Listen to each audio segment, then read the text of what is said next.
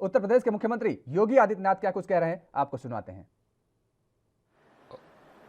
रोहतक से पधारे और अलवर से लोकप्रिय सांसद महंत बालकनाथ जी महाराज, योगी महासभा के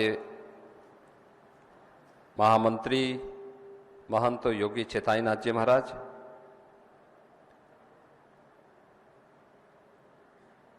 जूनागढ़ गुजरात से पधारे महंत शेरनाथ जी महाराज, जूनाखाड़ा के श्री महंत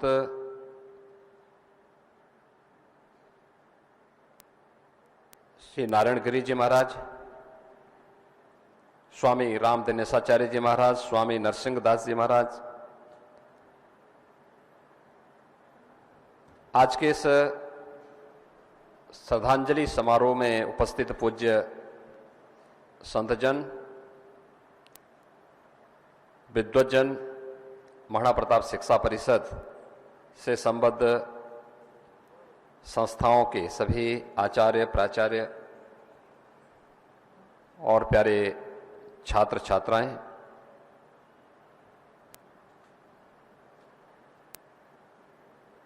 युग पुरुष ब्रह्मलीन महंत दिग्विजयनाथ जी महाराज की आज 52वीं पुण्यतिथि है।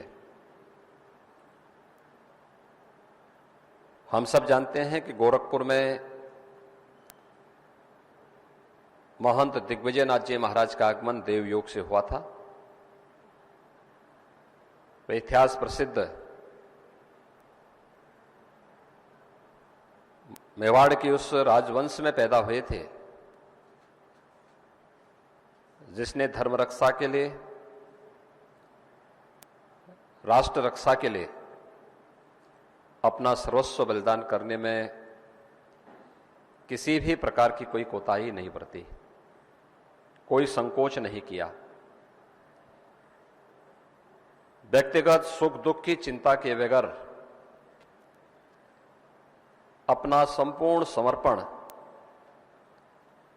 इस धर्म के लिए, इस देश के लिए दिया था। स्वाभाविक रूप से वही वंशानुगत संस्कार गोरखपीठ के साथ उन्हें आगे बढ़ा करके गोरखपुर, पूर्वी उत्तर प्रदेश, सनातन हिंदू धर्म और नाथ संप्रदाय से जुड़ी भी उन सभी संस्थाओं के साथ जीवन पर्यंत आगे बढ़ाने का कार्य किया। हम सब जानते हैं कि व्यक्ति के अपने संस्कार होते हैं और उसके अनुरूप ही वह आचरण भी करता है।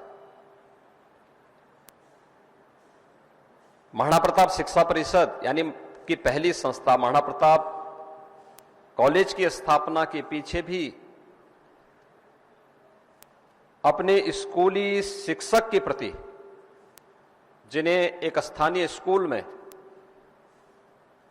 से विवाद के कारण निकाल दिया गया था, नौकरी से बाहर कर दिया गया था, अपने स्कूली गुरु के लिए, उनके सम्मान की रक्षा करने के लिए उन्होंने 1932 में महाराणा प्रताप स्कूल की स्थापना की थी।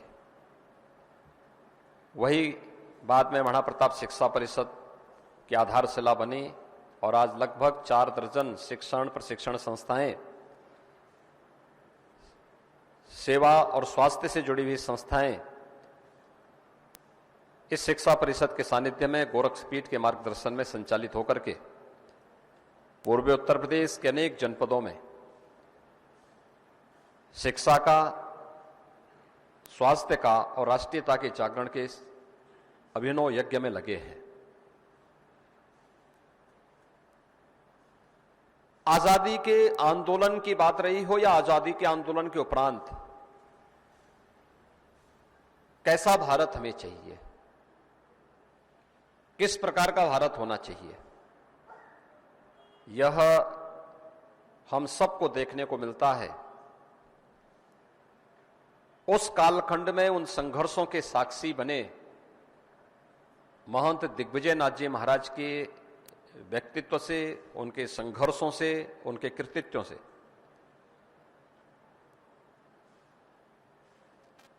स्वाभाविक रूप से उन्होंने गोरक्षपीठ में जिस केवल आध्यात्मिक और धार्मिक शिक्षा के साथ ही नहीं बल्कि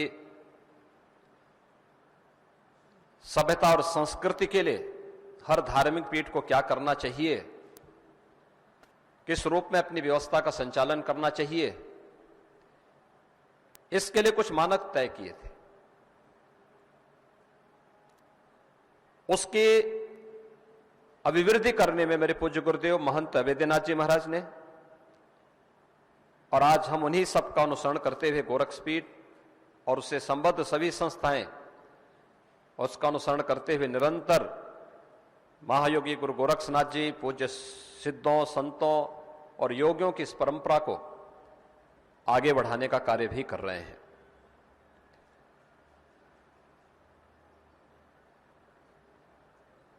भारत और भारतीय संस्कृति,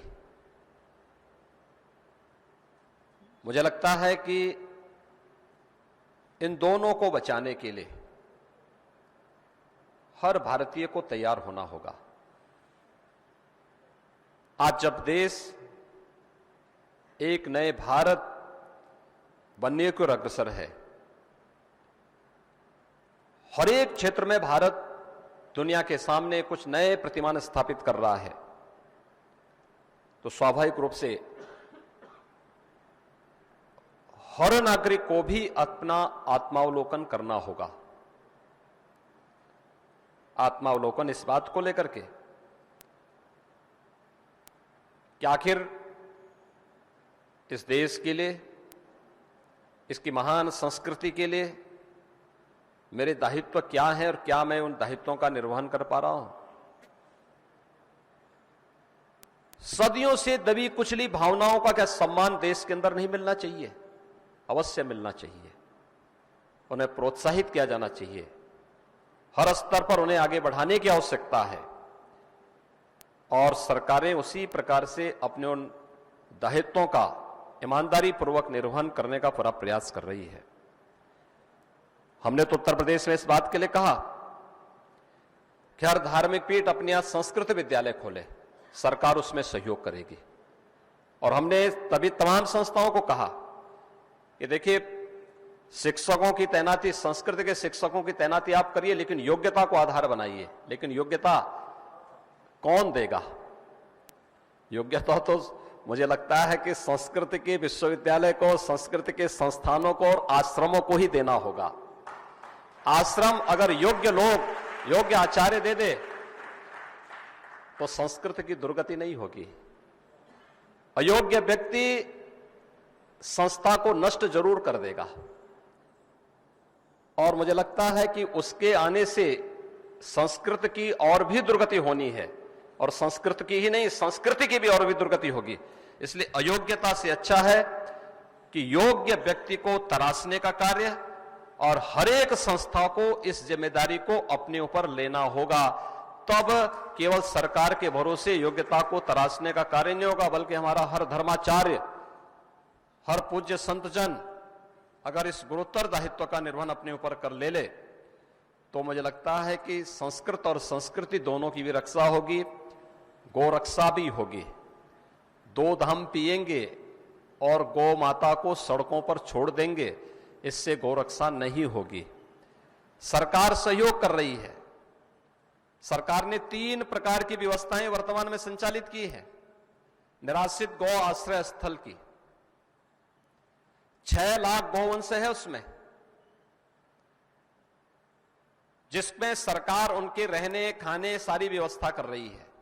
दूसरा, गौवंश की सेवा के लिए सहभागिता योजना।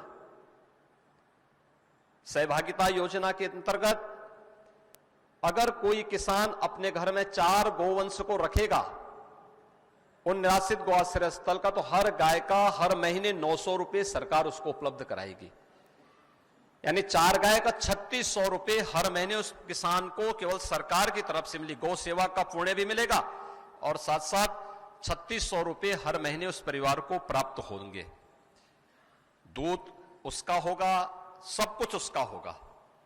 और तीसरा हम लोगों ने व्यवस्था चलाई है कुपोषित माताओं के लिए, कुपोषित बच्चों के लिए, कि निराश्रित गौआश्रय स्थल से एक एक गाय उन परिवारों को देकर के हर गाय का पालन पोषण के लिए भी 900 रुपए हर महीने हम उस परिवार को देंगे। और यह व्यवस्था प्रदेश के अंदर जिन लोगों ने अपनाई है वहां पर यह व्यवस्था चल रही है। मुझे अफसोस है, एक भी धार्मिक स्थान ने अब तक हम लोगों से एक भी गाय सरकार से नहीं ली और वे इस प्रकार की व्यवस्था के साथ जुड़ने में रुचि नहीं ले पाते, जबकि मूल काम धार्मिक और सामाजिक संस्थाओं का होना चाहिए था।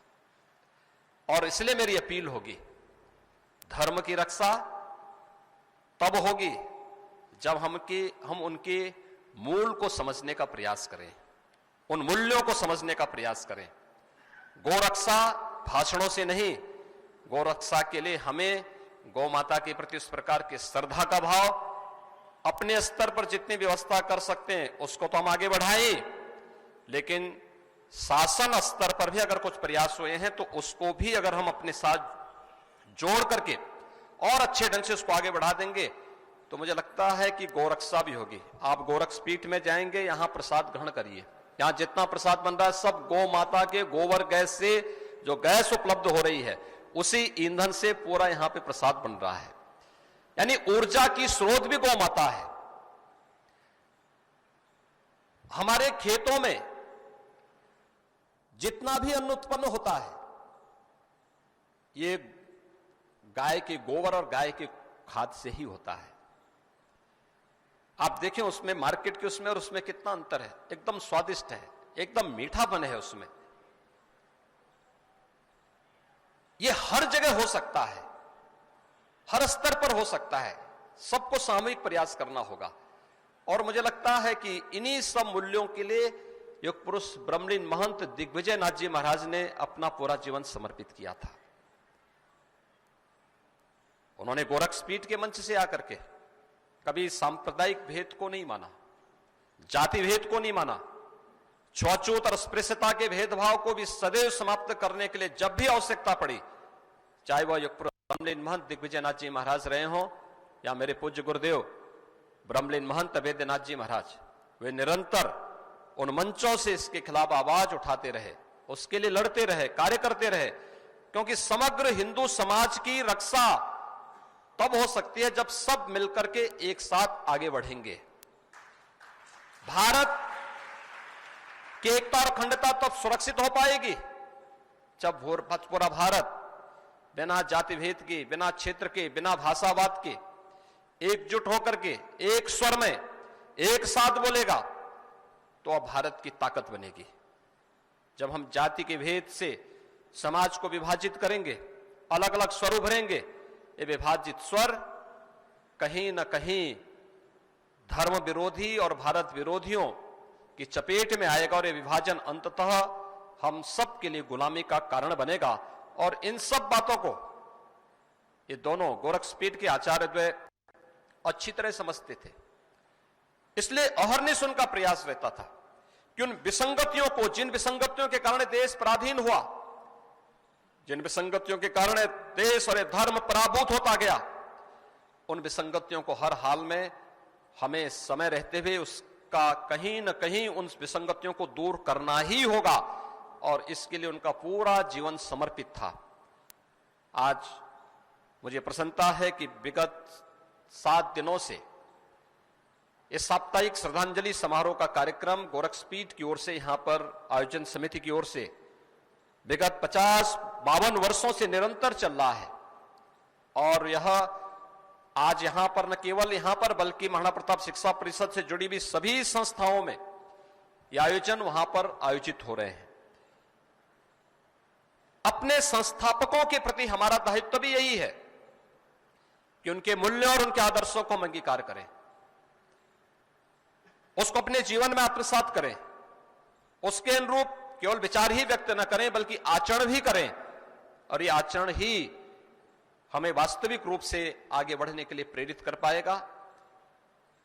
मैं आज के इस अवसर पर ब्रह्मलीन महंत दिग्विजय नाथ जी महाराज की 52वीं पुण्यतिथि काज का आयोजन है। मैं मंच पर उपस्थित अपने पूज्य संतों का, इस सभागार में उपस्थित सभी पूज्य संतों का, सभी सम्मानित अतिथियों का हृदय से आभार व्यक्त करता हूं। उनके प्रति यहां पर श्रद्धा और सम्मान का भाव व्यक्त करते हुए महाराणा प्रताप शिक्षा परिषद और उससे जुड़ी हुई जितनी भी शिक्षण प्रशिक्षण संस्थाएं आज इस कार्यक्रम के साथ जुड़ रही हैं, अपने संस्थापक के प्रति श्रद्धा का भाव व्यक्त कर रही हैं, उन सबको भी हृदय से धन्यवाद देता हूं कि श्रद्धा वान लभते ज्ञानम। याद रखना, अगर जीवन में हमारे मन में श्रद्धा का भाव नहीं है तो जीवन में कभी भी हम आगे नहीं बढ़ सकते। ये श्रद्धा का भाव धर्म के प्रति, संस्कृति के प्रति, अपनी परंपरा के प्रति, अपने मूल्यों और आदर्शों के प्रति हमारे मन में अहर्निश बना रहना चाहिए। और इस श्रद्धा का भाव महाराणा प्रताप शिक्षा परिषद और उससे संबद्ध संस्थाएं आज अपने संस्थापक ब्रह्मलीन महंत दिग्विजयनाथ जी महाराज की 52वीं पुण्यतिथि के अवसर पर व्यक्त कर रहा है। मैं इसके लिए सभी शिक्षण प्रशिक्षण संस्थाओं को हृदय से धन्यवाद देते हुए आप सबके प्रति अपनी शुभकामनाएं देता हूं। युग पुरुष ब्रह्मलीन महंत दिग्विजयनाथ जी महाराज को उनकी 52वीं पुण्यतिथि के अवसर पर उनके चरणों में कोटि कोटि नमन करते हुए विनम्र श्रद्धांजलि अर्पित करता हूं। ओम शांति शांति शांति।